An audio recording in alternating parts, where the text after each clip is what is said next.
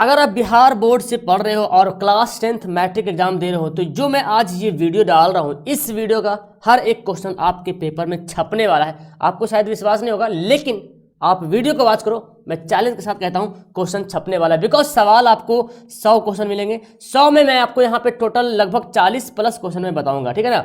मतलब ये सवाल हर एग्जाम में आया है, तो इस वीडियो को पूरी वीडियो को वॉच करना, एक सवाल मिस्टेक मत करना। अगर आपको मैथ में 100 में 50 सवाल बनाना है, 100% 50 बनाना है, तो आपको पूरी वीडियो वॉच करो और हर इस जो मैं बताऊंगा इससे हर एक क्वेश्चन को पूरा क्लियर करना है। तो चलिए स्टार्ट करते हैं। हर एक क्वेश्चन को बनाना है और नीचे सब्सक्राइब का बटन दिया, सब्सक्राइब करना जो पहली बार चैनल पे आ रहे हो, और वीडियो को लाइक करना मत भूलिएगा। चलिए मैं आपको दिखाता हूं और एक एक पॉइंट में क्लियर करते जाऊंगा। उस क्वेश्चन से जितना सारा डाउट होगा उसको मैं क्लियर करूंगा।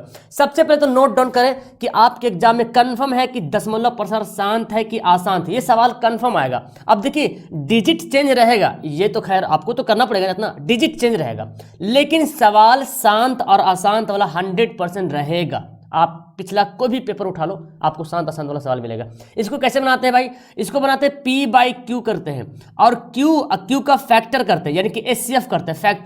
फैक्टर करने के बाद अगर Q का वैल्यू या तो सिर्फ 2 ही के रूप में फैक्टर हुआ हो, या तो सिर्फ 5 ही के रूप में फैक्टर हुआ हो, या 2 और 5 के रूप में फैक्टर हुआ हो, इसके अलावा किसी से फैक्टर ना हुआ हो, तब इसको बोलेंगे शांत, नहीं तो फिर अशांत। यानी कि इसके अलावा कुछ और भी आ जाएगा तो अशांत हो जाएगा। जैसे ऑप्शन देखिए ए में आप 700 को डिवाइड करोगे, हाँ ऊपर नीचे काट सकते हो, अगर कटता है तो काट सकते हो, ठीक है। 700 को अगर फैक्टर करोगे तो 7 गुना कितना 100 आ जाएगा। 100 का फैक्टर तो आ जाएगा 2 5 में, लेकिन 7 का फैक्टर देखो यहाँ पे 7 आ जा रहा है, एक अड़ंगा लग गया। 2 और 5 के अलावा कुछ भी नहीं आना चाहिए, या तो सिर्फ 2 ही रहे, या तो सिर्फ 5 ही रहे, या दोनों में से कोई दोनों रहे, लेकिन उसके अलावा कोई ना रहे तो शांत होगा, नहीं तो अशांत होगा। तो ये हो गया अशांत। इसको भी काटोगे आप तो भी पूरी कटेगा नहीं, नीचे 2 और 5 के अलावा कुछ ना कुछ आ जाएगा। यहाँ पर जो देख रहे हैं ये पावर है, ठीक है ना। ये जो मैं लिखा हूँ 343/2 पर पावर 3 है, 5 पर पावर 3 है, 7 पर पावर 3 है। ये जो पावर से 7 पर पावर 3 का कितना होता है? 7 पर पावर 3 होता है 343। तो कट गया, कटेगा तो काट देंगे। अब देखिए मेरे पास क्या बचा, 2 पर पावर 3 बचा और 5 पर पावर 3 बचेगा। यानी कि फैक्टर जो है 2 और 5 के ही रूप में बचेगा, तब होगा ये शांत। अगर इसके अलावा कुछ और होगा तो हो जाएगा अशांत। जैसे 1/8 दे दिया जाए तो 8 का फैक्टर कितना आएगा? 2 गुना 2 गुना 2, है ना, तो ये शांत होगा। अगर दे दिया जाए 3/3 दे दिया जाए आपको 20, है ना, तो देखो 20 को कैसे तोड़ोगे? 4 5 में तोड़ोगे, 4 को तोड़ोगे तो 4 तो 2 में टूटेगा, 1 को टूटेगा, 2 गुना 2 गुना 5 में टूटेगा, तो ये क्या हो जाएगा? शांत हो जाएगा। अगर इसका फैक्टर कर रहे हैं 2 5 के अलावा आ जाएगा तो अशांत हो जाएगा। कंफर्म है, सवाल छपने वाला है, इसलिए इस टाइप के सवाल को कंफर्म तुम कर लो। ओके, चलिए देखिए एक मासा से सवाल पूछता है, यानी कि लासा एलसीएम, ठीक है ना। लासा और मासा बोले तो एलसीएम एचसीएफ से एक सवाल कंफर्म आता है कि इसका एलसीएम बताओ या एलसीएम एचसीएफ का अनुपात बताओ, कुछ भी बताओ। तो 5 15 20 का आपको एलसीएम निकालना है। देखिए तो 5 का फैक्टर तो 5 होगा, 15 का फैक्टर 3 गुना 5 होगा, और 20 का फैक्टर 2 गुना 2 गुना 5 होगा। अब आपको क्या पूछा जा रहा है? एलसीएम, है ना, एलसीएम पूछा जा रहा है ना। देखिए एलसीएम, तो एलसीएम कितना होगा इसका? तो आपको पता है एलसीएम कैसे निकालते हैं। देखिए इसको जब अभी हम हल करेंगे 2 पर पावर 2 गुना 5 हो जाएगा। तो 2 पर पावर 2 ले ले, सबसे बड़ा वैल्यू उठा लेंगे यहाँ से, फिर 5 को मुझे लेना पड़ेगा, सब में 5 आ गया, फिर 3 को लेना पड़ेगा, ये मेरा एलसीएम हो जाएगा। और एचसीएफ निकालने बोल रहा, तो एचसीएफ देखेंगे कॉमन क्या हो रहा, 5 5 5 दोनों में कॉमन हो रहा। तो 2 दूना 4, 4 पे 20, 20 बचे 100, है ना। यहाँ पे देखिए क्या है, 2 का स्क्वायर है ना, बिल्कुल मैंने 2 का स्क्वायर उठा लेना यहाँ पे। उसके बाद फिर क्या आ रहा, 5 आ रहा, तो 5 उठा लिया यहाँ से। उसके बाद 3 आ रहा, तो देखिए 2 दूना 4, 4 पचे 20, 20 दिया 60 हो गया, और यहाँ पे बचा कितना 5, ये 5 है तो 12 पचे 60, 12:1। यानी कि अनुपात में भी सवाल पूछा जा सकता है एलसीएम, या तो डायरेक्ट एलसीएम ही पूछा जा सकता है कि इसका एलसीएम क्या हो या इसका एचसीएफ क्या होगा। मैं जो बात बता रहा हूँ एक सवाल से सारा सवाल आपको हल करना है, ठीक है ना। एलसीएम से पूछा जा सकता है या एचसीएफ से पूछा जा सकता है, या तो ऐसे पूछता है पहली संख्या दे दिया जाए, दूसरी संख्या दे देगा और एलसीएम दे देगा और बोलेगा कि एचसीएफ बताओ, तो इसका फॉर्मूला बनता है एक ठो, इससे भी सवाल आपको पूछा जा सकता है। ओके, चलिए देखिए एक तो परिमेय और अपर में एकदम कंफर्म कर लो, और इससे एक सवाल है 2-3 सवाल पूछेगा आपको। आप उठा के देखो पीछे पेपर, 100 सवाल कहाँ से लाएगा, आपकी किताब ही से तो लाएगा ना सवाल। तो आपको इसमें से सवाल परिमेय अपरिमेय, जिसका रूट निकल जाएगा वो होगा परिमेय संख्या। देखिए 64 का वर्गमूल 8 होता है, 81 का वर्गमूल 9 हो जाएगा, इसका रूट निकल गया, ये हो गया परिमेय संख्या। देखिए इसमें देखिए तीनों दोनों एक ही में है, लेकिन रूट 3 का तो रूट निकलेगा नहीं ना, तो ये हो गया अपरिमेय संख्या, इरेशनल नंबर। यहाँ पे देखिए, यहाँ पे 21 और 35 का तो रूट निकलेगा नहीं, तो ये भी अपरिमेय संख्या हो गया।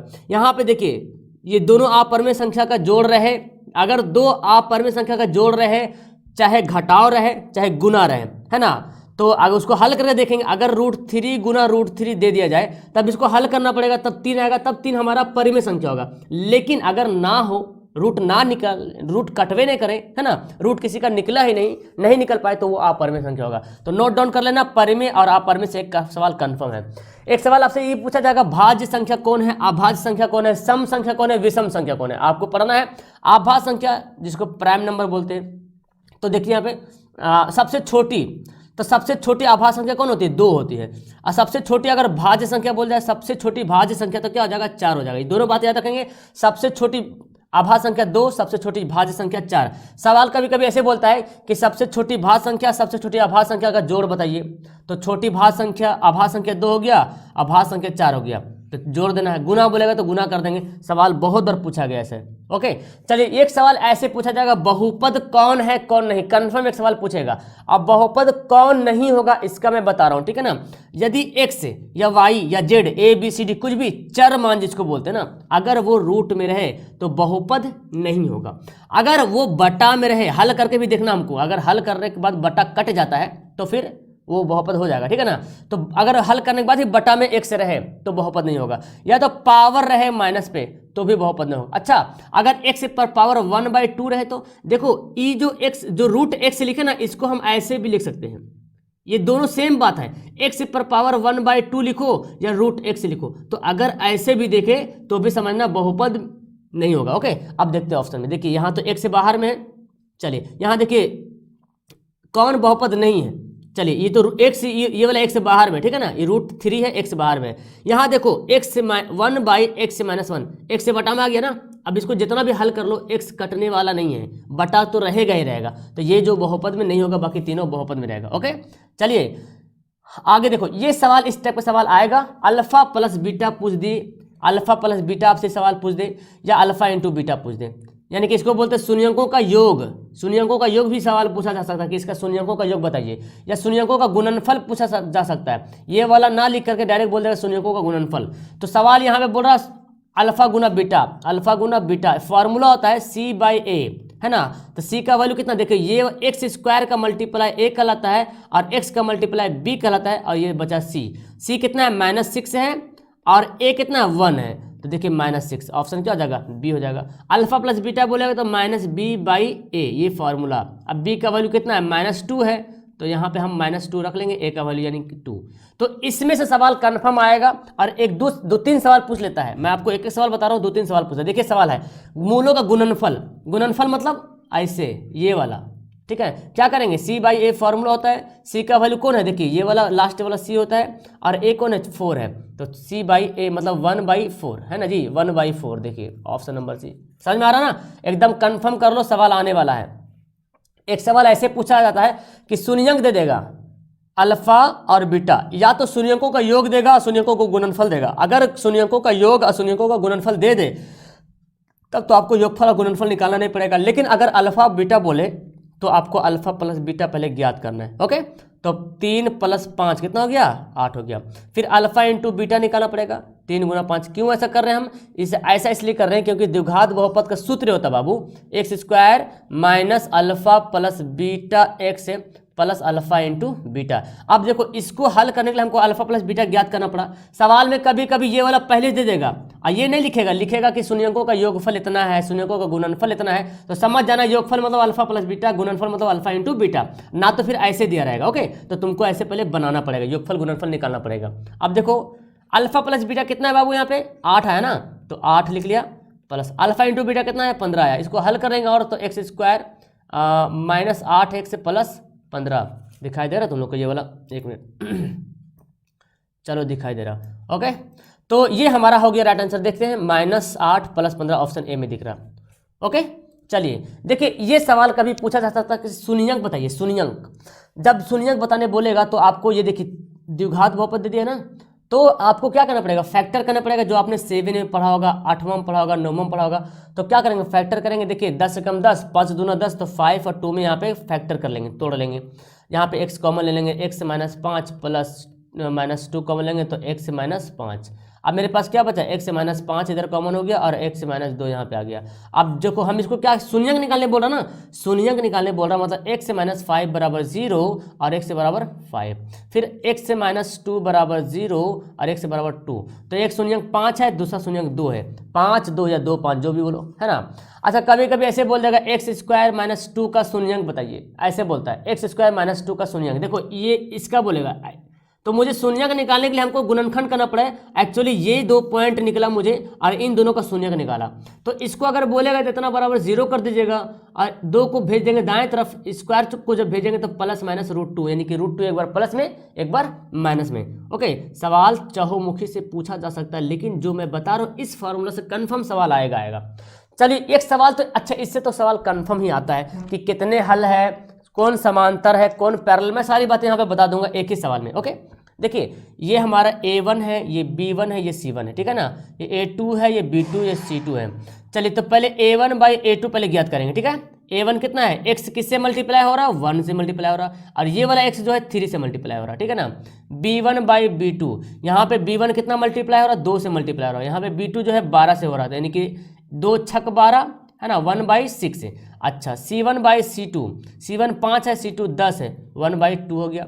चलिए अब देखिए बोला जा रहा, अब हम आपको बताते हैं। देखिए यदि A1/A2, यहाँ पे क्या हो रहा है, A1/A2 B1/B2 का बराबर नहीं है ना, नहीं ना है। जब शुरू में ही A1/A2 और B1/B2 का बराबर ना हो, जब शुरू में ही A1/A2 और B1/B2 का बराबर ना हो, देखो बराबर तो नहीं आया, तो इसका बोलेंगे केवल एक हल, ठीक है ना, केवल एक हल। इसको अद्वितीय हल भी बोलते हैं, अद्वितीय हल भी बोलते हैं। ओके डियर, अद्वितीय हल भी बोलते हैं। और यदि A1/A2, खुदा न खास्ता ऐसे बनाए सवाल को, A1/A2 बराबर हो गया B1/B2 का, लेकिन C1/C2 का बराबर नहीं हो गया, तो इसको बोलेंगे कोई हल नहीं, कोई हल नहीं। ओके या तो अगर ऐसा आ जाए हल करने पे A1/A2 बराबर B1/B2 बराबर C1/C2, अगर ऐसे हो जाए तो इसको हो जाएगा अनेक हल। क्या हो जाएगा, अनेक हल। और अगर ग्राफ की बात कर ले भाई कि अनेक हल का ग्राफ कैसे बनता है, तो अनेक हल का जो ग्राफ बनता है वो बनता है समपाती। समपाती बोले तो एक ही लाइन पर दूसरा लाइन, इसको बोलते हैं समपाती। और कोई हल नहीं होने का ग्राफ कैसे बनता है बाबू, समांतर। कैसे बनता है, समांतर, मतलब पैरेलल लाइन बनेगा। ओके सवाल कैसे भी बोला जा सकता है कि अगर ग्राफ समांतर हो तो उसके कितने हल होंगे, ऐसे भी बोला जा सकता है, ठीक है ना।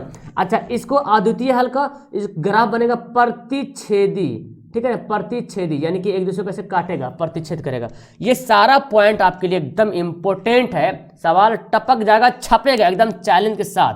आगे बताओ, देखो ये सवाल पूछेगा आपको एपी से कि 10वां पद कौन है, 5वां पद कौन है, 11वां पद कौन, कुछ भी सवाल पूछेगा, लेकिन पूछेगा 5वां पद कौन है। सवाल आया है, अब मुझे इसको 10वां पद के मतलब क्या समझे, ये पहला पद है, ये दूसरा पद है, ये तीसरा पद है, ये चौथा पद है, तो 5वां भी कुछ होगा, 6ठा 7वां 8वां 9वां 10वां भी कुछ होगा। यहाँ पे इसका वैल्यू यानी कि n का वैल्यू दिया हुआ 10, 10वां नंबर पे कौन संख्या है ये पूछ रहा। तो इसका फॉर्मूला होता है a + n - 1 × d। अब जो शुरू वाला होता है ना उसको a बोलते हैं, लिख दिया ये।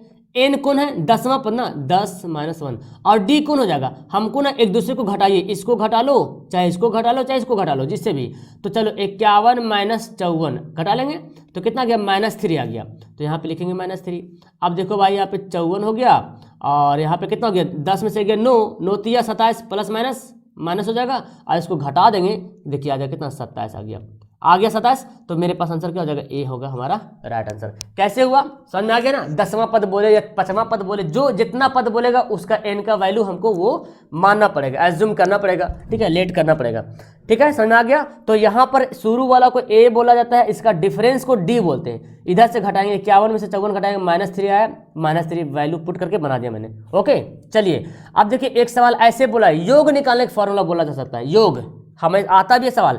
तो योग निकालने का फॉर्मूला होता है बाबू, क्या होता है, SN का फॉर्मूला होता है n/2 into 2a plus n minus 1 into D. एकदम फार्मूला दिमाग में एकदम रख लो। n कौन है? ये देखो बोला 22 पदों का योग, मतलब देखिए पहला पद, दूसरा पद, तीसरा पद, ऐसे जाते जाते जाते 22 तक जाएगा और उस सबका जोड़ निकालने बोला, जोड़ योग। तो n का वैल्यू कितना हो गया? 22 हो गया। चलिए अब 2 इंटू a कौन है? शुरू वाला, मैंने बोला शुरू वाला a कहलाता है, हो गया। n कितना है? 22 माइनस 1। और d कौन हो जाएगा? घटाएंगे इसको, देखिए 3 में से 8 घटाइएगा तो कितना आएगा? -5। आप इसको भी घटाओगे ना, -2 में से 3 भी घटाओगे ना, तो -2 में से -3 घटाना पड़ेगा, तो -5 ही आएगा, सेम आएगा। तो -5 यहाँ पे मैंने लिख लेना है। ओके, अब देखो यहाँ पे काटेंगे इसको तो कितना हो गया? 11 से मैंने काट दिया, 8 दूना 16। अब देखो जी यहाँ पे कितना हो गया? 22 में से 1 घटेगा, कितना हो जाएगा? 21, और ये -5। अब देखिए यहाँ पे 21 हो गया, 11 हो गया, 16, 21 पचे 105 होता है, 5 कम 5, 5 गुना 10 माइनस में। चलिए देखिए अब क्या करेंगे? इसको गुना कर देंगे, माइनस में आ जाएगा, कितना आ जाएगा? घटा लो पहले, 9 6 15, और यहाँ पे 9 बचा, 9 में से गया 8। लो भाई अब आप क्या करो? 89 को 11 से मल्टीप्लाई कर दो, तो 9 9 8 17, लीजिए आ गया ना, -997। देखिए 979, सॉरी 979 आ गया। तो आपको योग निकालने बोलेगा तो ये फॉर्मूला यूज करना पड़ेगा।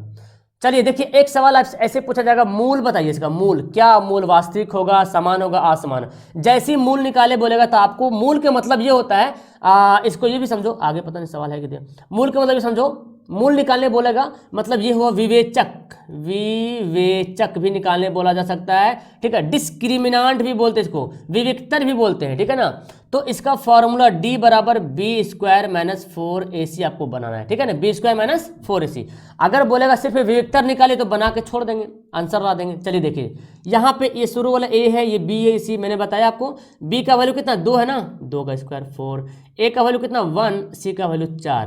तो देखिए 2 दूना 4 माइनस 4 चौक 16, कितना आ गया? -12 आ गया, है ना जी। देखिए b का स्क्वायर कितना है? 2 है, 4, और a का वैल्यू 1 है, c का वैल्यू 4 है, तो 4 चौक 16 -12 में से 4 कटेगा, -16 में से 4 कटेगा, -12। अब देखिए ये हमारा क्या आ गया? विवेचक आ गया, ये आ गया विवेचक। अगर बोलेगा विवेचक ज्ञात कीजिए तो यहाँ पे आंसर कर देंगे, लेकिन बोलेगा आप मूल बताइए, मूल वास्तविक है कि असमान है। अब देखो यहाँ पे, अब खेला यहाँ शुरू होता है। अगर d का वैल्यू जो निकाला मैंने b² माइनस 4ac, अगर d का वैल्यू 0 आता है आंसर, लेकिन मेरा तो -12 है ना, अगर d 0 आता है तो ये क्या हो जाएगा? रियल हो जाएगा और समान हो जाएगा, ठीक है। क्या हो जाएगा? रियल और समान। अगर 0 आता है, देखो रियल भी होगा और बराबर भी है। अगर d का वैल्यू 0 से बड़ा आता है, मतलब कि d का वैल्यू पॉजिटिव आता है, प्लस में आता है, मेरे तो माइनस में है ना। अगर 12 खाली आता तो d का वैल्यू 0 से बड़ा हो जाता, तब होता क्या? रियल होता लेकिन असमान होता, ठीक है, ये वाला ऑप्शन 2 वाला। लेकिन यहाँ पे देखो -12 आ गया, मतलब d का वैल्यू 0 से छोटा है, मतलब d का वैल्यू माइनस है। 0 छोटा कब होगा? जब माइनस होगा तब ना। तो इसको बोलेंगे वास्तविक नहीं है। ओके, क्या बोलेंगे? वास्तविक नहीं है। ये तीनों पॉइंट से सवाल बनता है, एकदम दिमाग में रख लो आप लोग। चलिए एक इससे सवाल बनता है कि अगर ये ग्राफ दिया हो, है ना, ये x है, ये y है, x का वैल्यू कितना है? 2 है, कहीं ना कहीं x का वैल्यू +2 है तो दाएं तरफ रहेगा, है ना। मान लें कि यहाँ पे 1 यहाँ पे 2 होगा, तो इसका ग्राफ ऐसे बनेगा, ऐसे, ठीक है ना। और y बराबर -2, तो y का वैल्यू नीचे जाएगा। यहाँ पे y का मान लें कि -1 है तो -2 यहाँ पे होगा, तो इसका ग्राफ ऐसे बनेगा, ऐसे। तो ये जो देख रहे ऐसे ऐसे ग्राफ कट रहा ना, ये x वाला, ये y वाला, ये आपस में क्या हो रहा है? ये आपस में परपेंडिकुलर हो रहा, लंबवत हो रहा। हमारा आंसर हो जाएगा एक। चलिए देखिए त्रिभुज का क्षेत्रफल सवाल बोलता है। अच्छा ये सवाल कभी 1 नंबर में, कभी 2 नंबर में भी सवाल आ सकता है। त्रिभुज का क्षेत्रफल निकालने बोलेगा तो क्या करेंगे? फॉर्मूला देखो 1/2, सबको याद है फॉर्मूला? 1 2 3, यानी कि x1 y2 minus y3 plus 2 3 1 plus 3 1 2, ये है फॉर्मूला। अब देखिए ये वाला जो देख रहे हैं x1 y1, x2 y2, x3 y3, ठीक है। चलिए x1 कितना है? देखो x1 0 है, चलो 0 बैठा दो। y2 कितना है? y2 मेरे पास है 5, और y3 कितना है? 4 है। ओके, x2 भी देखो 0 दिख रहा है ना, 0 दिख रहा है। y3 कितना है? y3 है मेरे पास 4, और y1 कितना है जी? y1 देखो 1 है ना, 1 है, प्लस x3 देखो, x3 का वैल्यू कितना? 3 है, और y1 कितना है? 1 है, और y2 कितना? 5 है भाई। देखिए तो अब मुझे अब इसको हल करना है। आप जानते हैं 0 से मल्टीप्लाई करेंगे तो सब 0 हो जाएगा, ये 0 से गुना हो जाएगा तो सब 0 हो जाएगा। तो अब यही मेरे पास बचा ना, 3 - 4 कितना गया 1/2, तो 4 -12, ये मतलब मल्टीप्लाई में है, ठीक है ना, 1/2 इंटू -12 ऐसे, तो 2 6 12 -6 आया। त्रिभुज का क्षेत्रफल माइनस में कभी नहीं होता, प्लस में होता है, ठीक है ना, तो हम आंसर करेंगे सी। तो सवाल आएगा बनाने तो बन जाएगा त्रिभुज का क्षेत्रफल निकालने के लिए। ये सवाल कंफर्म, मैंने जितना सवाल यहाँ पे दिया एकदम कंफर्म है कि उसी, हाँ डिजिट चेंज रह सकता है बच्चा प्यारे, डिजिट चेंज रह सकता है, यहाँ पे 3 के यहाँ पे 4 रह सकता है, कुछ भी डिजिट रह सकता है, लेकिन मूल बिंदु से सवाल आएगा तो आएगा। फॉर्मूला होता है x² + y²।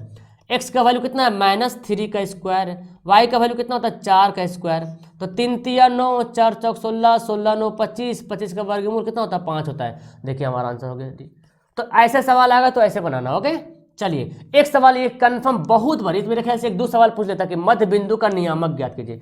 चलिए भाई, जिसको नहीं समझ आता देखेंगे ध्यान से, x1 y1 x2 y2, मध्य बिंदु को नियामक जैसे ही बोलेगा निकालने के लिए तो formula बैठाइएगा x1 + x2/2 y1 + y2/2। अब जिसको इसमें से पूरा सवाल बना लिया हो तो समझो उतना नंबर तुम्हारा फिक्स है, एकदम कंफर्म है, टेंशन नहीं लेने वाला, ठीक है ना।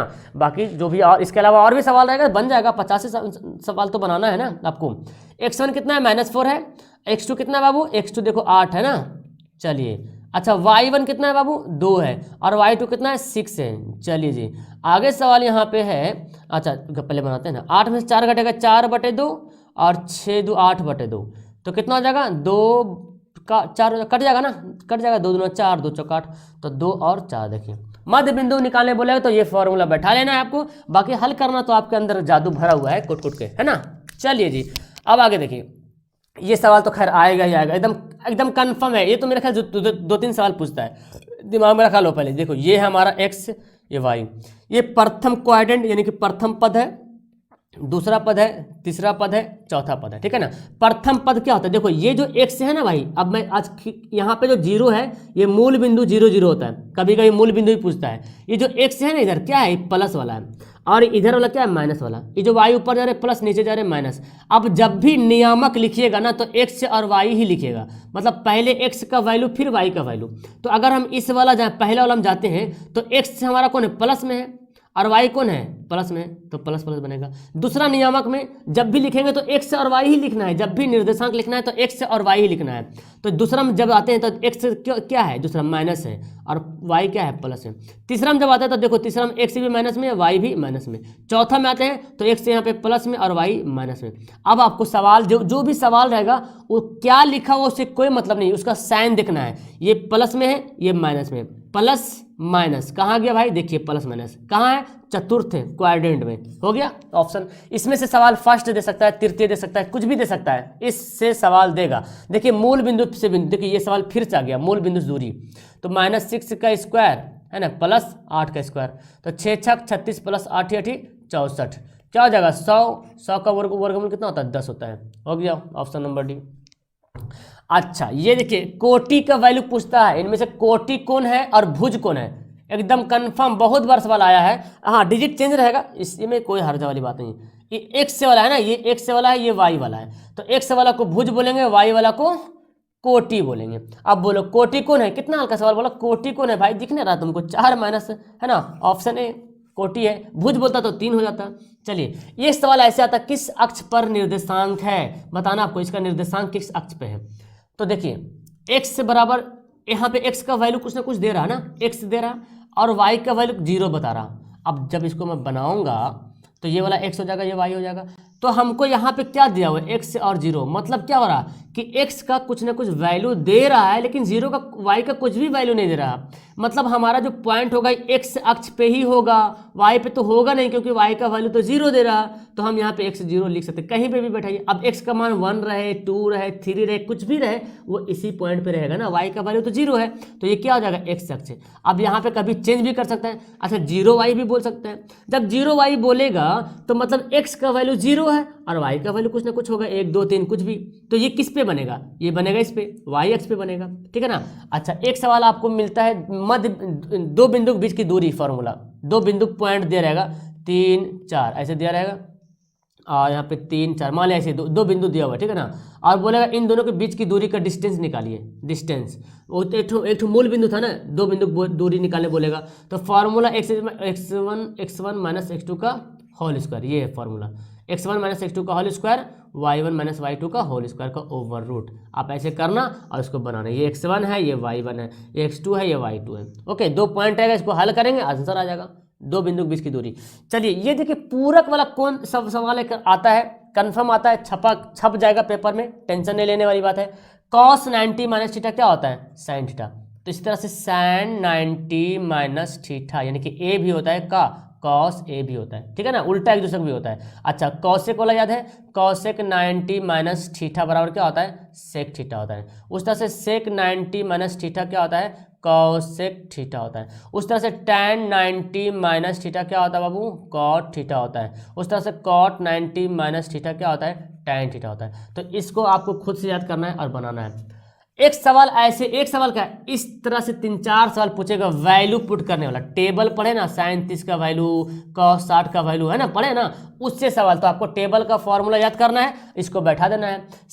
tan 60 का वैल्यू कितना होता है? √3 होता है स्क्वायर। तो कितना हो गया? 3 हो गया, बना करके हल करके। तो टेबल से 2-3-4 सवाल पूछेगा आपको। तो अब हम सबको तो बताना जरूरी नहीं है ना, मैंने आपको मतलब बता दिया कि भाई टेबल से सवाल आएगा तो आएगा। अब टेबल का फॉर्मूला याद कर लो, बाकी जैसा सवाल रहेगा वैसा वैल्यू पुट कर लेंगे, है ना। चलिए ये सवाल एक आता है, ये ना ये डिग्री है, ठीक है ना, ये डिग्री, 0 नहीं लिखा और डिग्री मानो।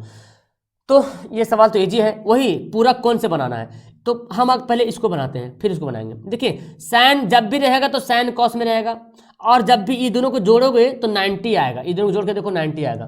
तो किसी एक को ऊपर नीचे किसी एक को चेंज करेंगे। तो चलिए मैं जो साइन 18 लिखा हुआ है इसको मैं लिख सकता हूँ 90 माइनस 72, क्योंकि 90 में से 72 घटेगा तो 18 आ जाएगा। कुछ भी कोई बदलाव नहीं आया ना, खाली मैंने इसको ऐसे कर दिया है, लेकिन घटाएंगे तो आ सकता है ना। अब देखो तुम्हारा अभी फार्मूला था साइन 90 माइनस थीटा क्या होता है? कॉस थीटा होता है, और नीचे भी आ गया कॉस थीटा। तो कट जाएगा, क्या बचेगा? 1। इसको भी काटोगे तो 1 आएगा, इसको भी काटोगे तो 1 आएगा। 1 माइनस 1 क्या हो जाएगा? 0, है ना। कभी कभी एक ही पे सवाल देता है, कभी कभी सिर्फ यही देगा, तो 1 आंसर हो जाएगा फिर। लेकिन आगे ध्यान देखना है 2, 3 लगाओ तो नहीं, है ना। चलिए एक सवाल ऐसे आपसे पूछा जाएगा, यहाँ पे tan के जगह पे sin cos कुछ भी देगा, डिजिट चेंज भी रह सकता है। देखिए tan थीटा बराबर 3/4। tan बराबर क्या होता है बाबू? लंब बटे आधार। तो हमको कर्ण निकालना पड़ेगा ना। कर्ण कैसे निकालते हैं? पाइथागोरस प्रमेय से निकालते हैं। लंब का स्क्वायर कर्ण आधार का स्क्वायर, 4 चौक 16, 3 तिया 9, और √5 25 का क्या आ जाएगा? 5 आ जाएगा। अब जो बोलता है साइन बराबर क्या होगा बता लो। साइन थीटा बराबर क्या होता है? लंब बटे कर्ण। लंब का वैल्यू कितना है भाई? 3 है। कर्ण का वैल्यू कितना है? 5। 3/5। लो भाई इसमें तो ऑप्शन ही नहीं दिया हुआ है। यहाँ पे तो ऑप्शन ही गायब है। चलो कोई बात नहीं, यहाँ पे ऑप्शन गायब है, डोंट वरी। यहाँ पे शायद दूसरा टाइप से वैल्यू दिया हुआ है, लेकिन सवाल तो मैंने ठीक बनाया ना। tan बराबर क्या होता है? 3/4। ठीक है, ठीक है। लंब बटा आधार, तो कर्ण निकालेंगे, 5 हमारा आ जाएगा। साइन थीटा पूछता है, साइन थीटा बैठा देंगे। अगर डिग्री में रहेगा तो डिग्री में वैल्यू बैठाएंगे, डिग्री वाला रहता तो, लेकिन यहाँ पे तो है ही नहीं है सर। ओके, साइन बराबर लंब बटा कर्ण होता है ना, ठीक है। 3/5, 3 है पी लंब और कर्ण 5। तो खैर यहाँ पे ऑप्शन नहीं था। चलिए अब देखिए एक सवाल आपको फॉर्मूला से, एक क्या 2-3 सवाल फॉर्मूला से, सवाल डायरेक्ट फॉर्मूला से। Sine square theta plus cos square theta क्या होता है? देखो 1 प्लस कॉट स्क्वायर थीटा होता है कॉसेक स्क्वायर थीटा। बाकी आपको फॉर्मूला माशाल्लाह याद होगा, नहीं याद है तो मैंने आपको फॉर्मूला अलग से एक सिर्फ ऑब्जेक्टिव क्वेश्चन मैंने फॉर्मूला में लाया है, लगभग 50 से ज़्यादा सवाल। वो वीडियो दिया हुआ है, जाओ चैनल पे देखो अंदर घुस के तो आपको मिल जाएगा। सिर्फ फॉर्मूला वाला ऑब्जेक्टिव क्वेश्चन है वहाँ पे। चलिए एक सवाल हाइट एंड डिस्टेंस को, खैर कुछ भी सवाल पूछा जा सकता है, लेकिन मैंने एक सवाल यहाँ पे सिलेक्ट किया है, ठीक है ना। और ये मैंने दावा नहीं कर सकता हूँ कि यही सवाल आ जाएगा, मैंने दावा नहीं करना है, ठीक है ना। लेकिन सवाल इस पैटर्न पे रहेगा तो रहेगा, ठीक है ना। हाँ ये सब चेंज रहेगा, चेंज रह सकता है। 6 देखो ऊंचाई है और 2√3 मीटर है, ठीक है। यानी कि हाइट एंड डिस्टेंस का ऐसा सवाल रहेगा। अब हमको थीटा निकालना है ना, तो क्या करेंगे? tan थीटा बराबर लंब बटे आधार। लंब कितना है? 6 है, आधार कितना? 2√3, 3 2 तिया 6। तो मेरे पास क्या आ गया? tan थीटा बराबर 3/√3। जब भी ऐसा रहता तो क्या करेंगे? परमेयीकरण करते हैं, तो 3√3 बटा 3 हो जाएगा, गुना होकर ये दोनों 3 दिन कट गया। तो मेरे पास क्या है? tan थीटा बराबर √3, और √3 जो है वो tan 60 डिग्री के बराबर होता है। तो यहाँ पे वैल्यू क्या आ जाएगा? 60 डिग्री आ जाएगा। थीटा का वैल्यू कितना आ जाएगा? 60 डिग्री आ जाएगा। ओके चलिए अब ये सवाल तो बना। अब ये सवाल एक पूछेगा, त्रिभुज से ऐसा सवाल आता है कि समबाहु त्रिभुज का कोण बराबर है, उनके क्षेत्रफल का अनुपात है, तो भुजा का अनुपात बताइए, ऊंचाई का अनुपात बताइए। कुछ भी बोलेगा, चाहे भुजा का अनुपात बोले, चाहे ऊंचाई का अनुपात बोले, कुछ भी बोलेगा, ठीक है ना। तो ये क्षेत्रफल का अनुपात दिया हुआ है। जब क्षेत्रफल का अनुपात दिया रहेगा और आपसे भुजा का अनुपात पूछे, चाहे ऊंचाई का अनुपात पूछे, तो इसको कुछ नहीं, एकदम ऐसे बस उड़ा दीजिएगा घूंघट। तो 16 का स्क्वायर 4 और 25 का स्क्वायर 5, 4 5 में आपका आंसर हो जाएगा। आगे ऐसा सवाल और मिलेगा। चलिए, सर्किल से एक ऐसा सवाल आता है कि बाहरी बिंदु वृत्त है, बाहर में एक पॉइंट है और उसे दो स्पर्श रेखा खींच दिए। तो आपको एक जानना बहुत जरूरी है कि बाहरी बिंदु से अगर आप खींचते हो, एक रेखा खींचते हो बाहरी बिंदु से, तो दोनों रेखाओं की लंबाई क्या होती है? बराबर होती है। स्पर्श रेखाओं की लंबाई बराबर होती है। अब यहाँ पे ए है, यहाँ पे बी है। अब देखो बोला गया पी ए 4 है तो पी बी कितना होगा? तो पी बी भी 4 होगा, क्योंकि बाहरी बिंदु से वृत्त पर खींची गई स्पर्श रेखाओं की लंबाई समान होती है। ओके, बाकी मजीद आपको नॉलेज लेना है तो मेरे चैनल पे आ जाओ, सब्सक्राइब कर लो। बाकी जो भी क्लास चलती है मैं बता रहा हूँ, लेकिन ये सब सवाल एकदम बहुत कीमती वाला सवाल है, मतलब मैंने आपको छाट के निकाला है भाई। देखिए, एक सवाल ऐसे भी आता है सवाल में और बहुत बार पूछा गया है, ठीक है ना। ये है एक वृत्त है और एक वृत्त है, पी से एक वृत्त पर स्पर्श रेखा है, पी से एक वृत्त पर स्पर्श रेखा है। चलिए ठीक है, पी है 24 सेंटीमीटर है। पी से ओ, केंद्र ओ की दूरी 25 सेंटीमीटर, यानी कि केंद्र यहाँ पे होगा, तो पी से ओ की केंद्र की दूरी कितना है? 25 सेंटीमीटर।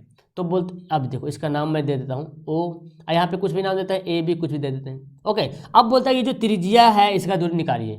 तो जब भी स्पर्श रेखा खींचे है ना बाबू, तो यहाँ पे 90 डिग्री का कोण बन जाता है। और जब 90 डिग्री कोण बनता है तो उसके जस्ट सामने वाला जो भुजा होता है, जो साइड होता है, उसको कर्ण बोलते हैं हम लोग। क्या बोलते हैं? कर्ण, हाइपोटेनस। तो कर्ण 25 है, इसको लंब बना लो चाहे आधार बना लो, लंब ही मानो। तो आधार निकालिए, कैसे निकालेंगे? 25 का स्क्वायर माइनस 24 का स्क्वायर। आप इसको तुम करो, 25 का स्क्वायर 625, 24 का 576। अब ये कितना आ गया? 9 6 15, और यहाँ पे क्या हो जाएगा? 11 9 7 4 11, लो भाई 49 आ गया। तो 49 का वर्गमूल कितना होता है? 7 होता है ना? क्लियर है?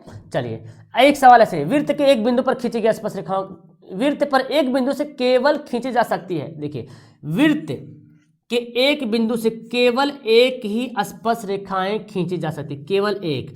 अगर एक यहाँ पे ना लिखता, खाली बोलता कि वृत्त पर कितनी स्पर्श रेखाएं खींची जा सकती है, तो अनगिनत अनेक बोल सकते हैं, है ना।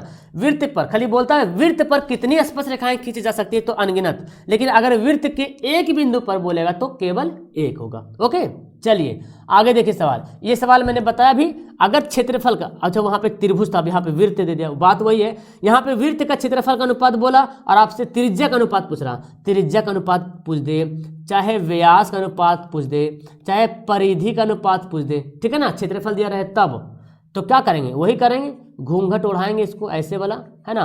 तो 4 का वर्गमूल 2, 1 का वर्गमूल 1, 2 1 में हमारा आंसर हो जाएगा। ओके, चलिए एक सवाल, अच्छा फिर ये सवाल दे दिया, त्रिज्या का क्षेत्रफल है तो बोला त्रिज्याओं का अनुपात, सेम सवाल दे दिया, मतलब सेम सवाल मैंने यहाँ पे सिलेक्ट किया। दोनों को वर्गमूल निकालो, 4 और 4 का वर्गमूल 2, 9 का वर्गमूल 3, है ना, 2 3। ओके, अब देखिए एक सवाल आपको त्रिज्या खंड से सवाल पूछा जा सकता है, पूछा भी गया 100 सवाल में, तो खैर एक सवाल आना ही आना है। तो त्रिज्या खंड का क्षेत्रफल का फॉर्मूला याद कर लो, theta by 360 pi r square.